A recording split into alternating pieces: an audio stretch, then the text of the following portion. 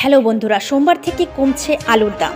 কত টাকায় মিলবে জেনে নিন। তাহলে বন্ধুরা, আলুর ক্রমবর্ধমান দাম নিয়ে উদ্বেগ প্রকাশ করেছেন পশ্চিমবঙ্গের মুখ্যমন্ত্রী মমতা বন্দ্যোপাধ্যায়। নবান্ন থেকে দেওয়া কড়া নির্দেশের পর এবার রাজ্যে আলুর দাম কমতে চলেছে।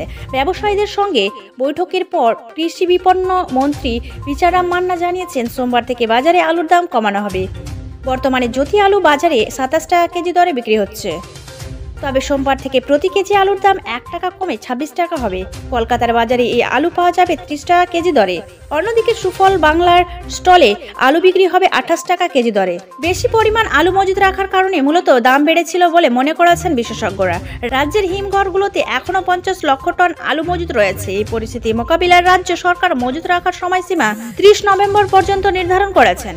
মুখ্যমন্ত্রীর কড়া বার্তা ছিল, আলুর দাম যেন 30 টাকার ওপরে না যায়। যদি কেউ নিয়ম ভেঙে আলু রপ্তানি করে তবে তাদের বিরুদ্ধে কঠোর পদক্ষেপ নেওয়া হবে। এর ফলে আলুর পাইকারি ও খুচরো বাজারে নজরদারি চালানো হচ্ছে।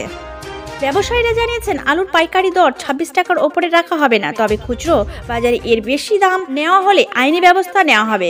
প্রশাসন নিয়মিত নজরদারি চালিয়ে দেখবে যাতে ক্রেতাদের বেশি দাম দিতে না হয়। আলুর দাম কমানোর মধ্যবিত্তের জন্য বড় স্বস্তি আনবে। প্রশাসনের এই পদক্ষেপ দৈনন্দিন জীবনের প্রভাব ফেলবে। এই ছিল আজকের আপডেট।